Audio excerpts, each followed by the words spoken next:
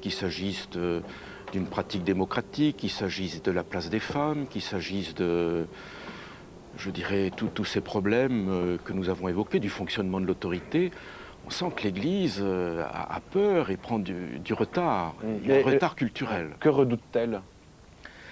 Eh bien, de perdre un petit peu ce qu'elle avait, et c'est une aventure, vous savez, de changer. On a peur des changements. C'est des changements quand même qui sont difficiles à prendre. Et c'est comme des murs qui vont tomber, et ils tomberont ces murs, c'est sûr. Qu'est-ce qui a causé, je vous avais présenté comme évêque de Parthenia. Oui. Parthenia est en Algérie. Oui. On situe ça sur les hauts plateaux. C'est désertique, ça s'appelle en administration un placard. Oui. Oui. Donc vous avez été mis dans un placard. Oui. Et rappelez-nous rapidement les raisons de cette mise à l'écart.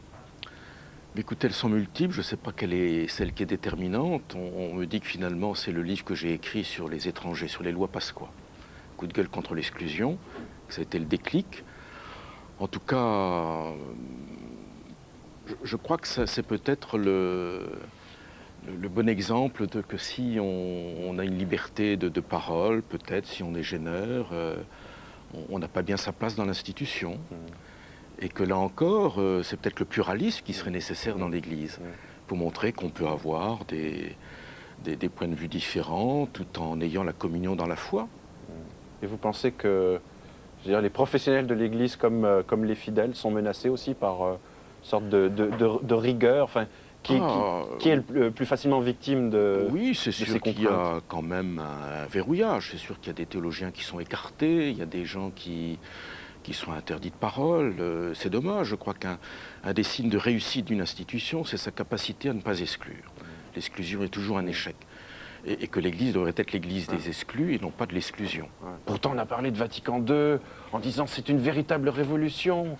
Il y a un changement radical, il y a une nouveauté, il y a une ouverture, une nouvelle communication, un nouveau discours. Oui. Et v'là, excusez-moi, mais v'là, d'un seul coup, d'un seul coup, fermeture quand même. Il y a eu un raidissement assez radical. Une fermeture. Alors, il y a une peur, Père Longchamp.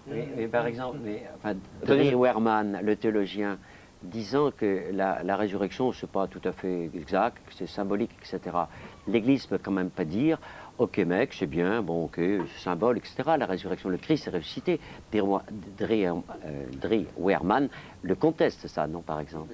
Sauf qu'il a été démis de ses fonctions, donc Eugène de Wehrmann, théologien allemand, a été démis de ses fonctions. Oui. Mais Gilbert, excusez-moi, je voudrais l'avis du Père Longchamp quand même sur ce qui a été dit. Je trouve que l'Église prend peur, l'Église se fait peur.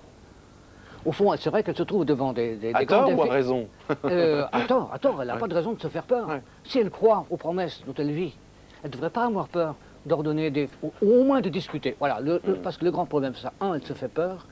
Et deuxièmement, elle s'interdit la parole, ou elle interdit le discours ou la discussion sur les sujets qui pourraient avoir comme conséquence peut-être un éclatement, peut-être des débats très durs. Le problème, il n'y a peut-être pas théoriquement un problème d'ordination des femmes, mais maintenant le problème c'est qu'il est interdit d'en parler, et interdit par tout en haut. Pas sur France 3. Oui, sauf ici. Mais à part ça, donc, les théologiens, normalement, les évêques n'en parlons pas, n'ont plus le droit ouvertement de provoquer un débat, par exemple, sur cette question.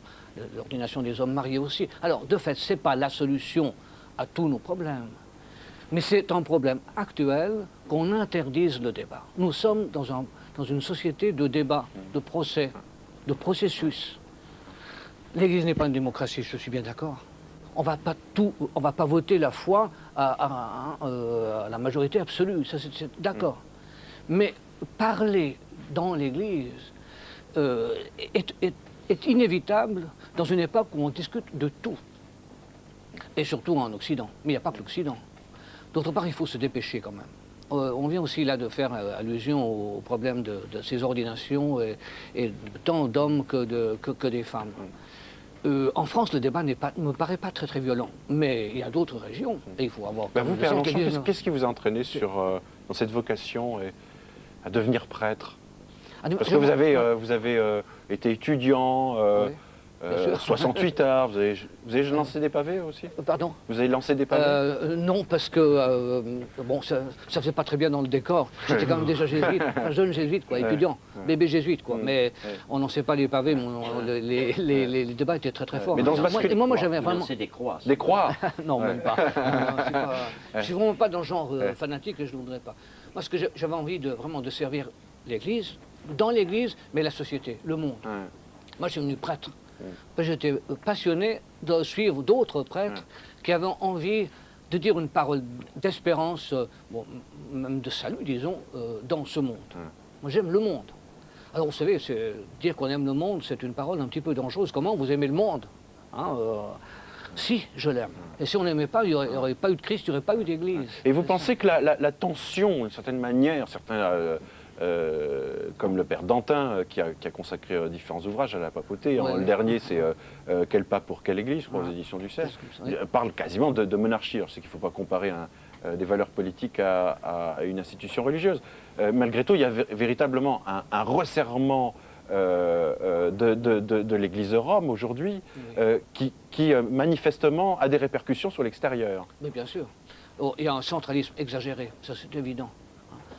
Pourtant, ce n'est pas l'image que l'on a de la papauté, enfin, le pontificat. On dit il y a une superbe médiatisation, vraiment très bien assumée par le Saint-Siège. Sur l'image de Jean-Paul, ça c'est certain. Mais moi je dirais tout à l'heure, pour revenir à ce que tu disais, il y a dialogue dans l'Église, frère, mais il y a un problème, c'est que par exemple les synodes, d'innombrables synodes demandent que des hommes mariés soient prêtres. Et c'est bloqué là-haut. Mais il y a dialogue, parce que regarde, en Autriche par exemple, avec Schönbrunn, là, il l'a amené au pape, il avait une demande énorme pour que des hommes mariés soient prêtres. Beaucoup de synodes le demandent. Alors, il a raison, l'Église est théocratique, pas démocratique, théocratique. Bon. Mais en même temps, l'Église joue le jeu de demander aux gens. Par exemple, quand ils ont demandé l'évêque de Coire, là, ils demandaient un mec en avant, ils ont eu un vieux radada, mais qui a foutu le diocèse dans une merde, pas possible. Alors les gens gueulent, tu comprends, parce que les gens disent, vous nous donnez, voilà, là les gens ont raison, disent les chrétiens, vous nous demandez notre avis sur le portrait robot d'un